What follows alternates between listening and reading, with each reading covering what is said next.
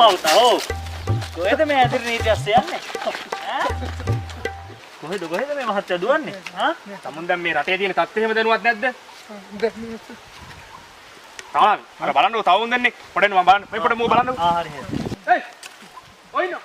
කොහෙද ඔය මේ අතබූත පිස්සු වගේ පාරවල් ගානේ ඇවිදින්නේ? මෙච්චර මේ රටේ මේ වෛරස් එකක් ඇවිල්ලා තියෙනවා. අනිත් කෝ තමුසේගේ මාස්ක් එක? මාස්ක් එක අමතකුණා සර් ගෙදර. ගෙදර මේ ගෑන්ඩ බඳින්නද මාස්ක් එක දාලා ආවේ? අනේ නෑ සර්. ගලවන ෂර්ට් එක. ගලවලා නහය කටයි වැහෙන්න බැඳ ගන්නවා.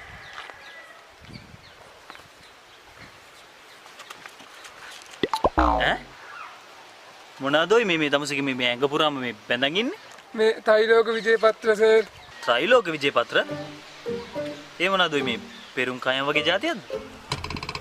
ඔව් සර් මේ පෙරුම් කායම් වගේම જાතියක්. ආරක්ෂාවට තමයි බෙදන් ඉන්නේ සර්.